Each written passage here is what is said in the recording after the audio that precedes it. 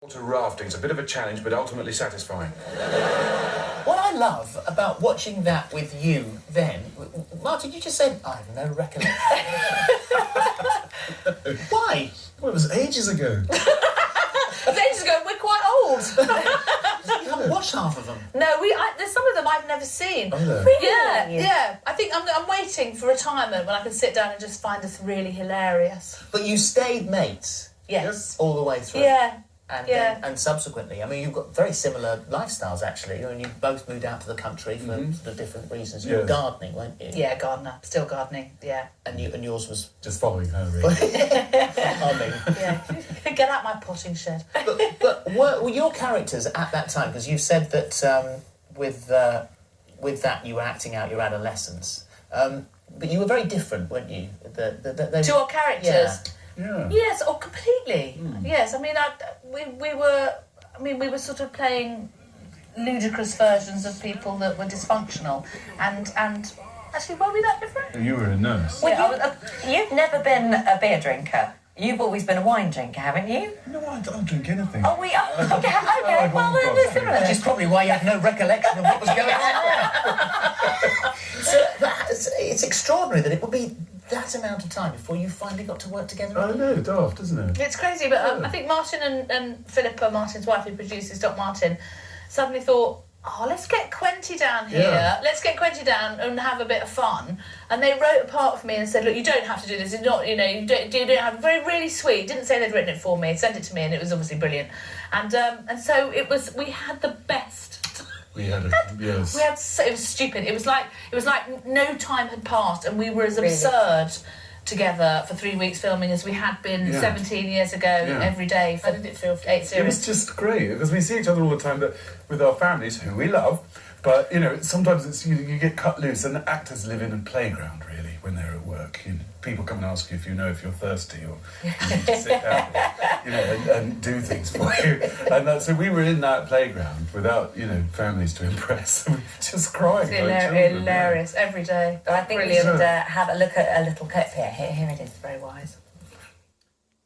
£94. What? My fee.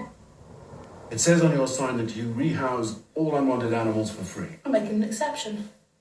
Would have been cheaper to put him down. I'm aware that was your first request. Fine. Thank you.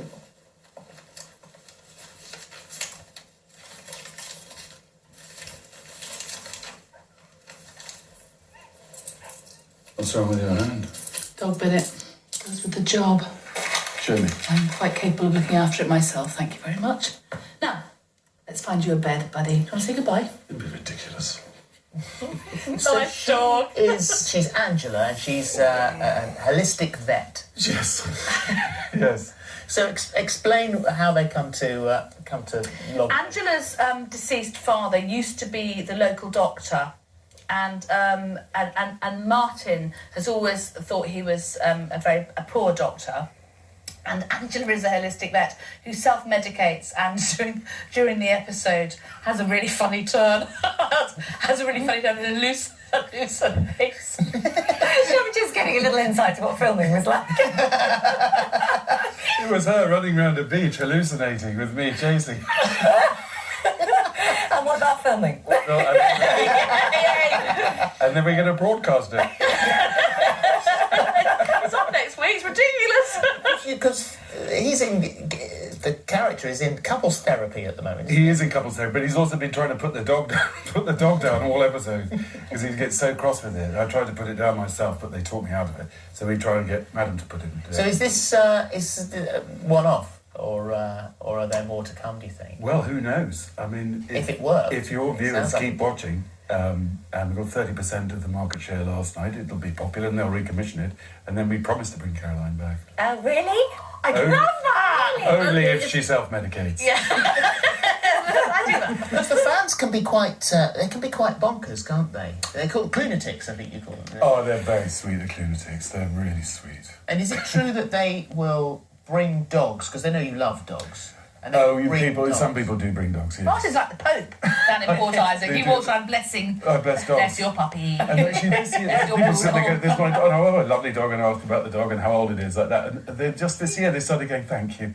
As if I had actually blessed their dog. I was meeting their dog. Oh, I wish Clover was in today. Yes, so do I, yes. Clover, she's gorgeous. Yeah, She did yeah. love Gok you. Wan got to cuddle Clover. Yes. Yes. See, it's a regular, you Oh, see. What You just need to come covered back. Gok? Okay, I've okay. done that already this morning. Have you? Yeah. He's Your- shedding a your bit. project that you're doing now. This is Dickensian. Oh, I got very Yes, excited well, about that is this exciting. Christmas, Really? I think that'll be out. Is it Christmas? I'm playing Mrs. Bumble. I'm corseted up. He was thrilled. I said, I'm going to wear a corset. He went, at last.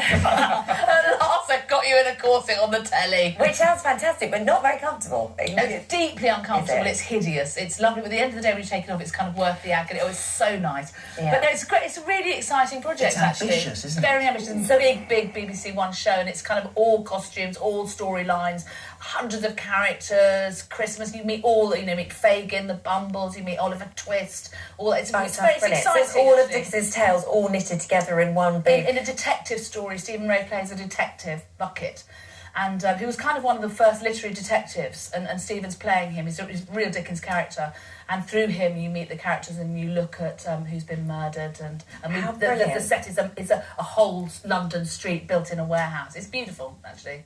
Really beautiful. Yeah. And has Sigourney Weaver's episode gone out yet?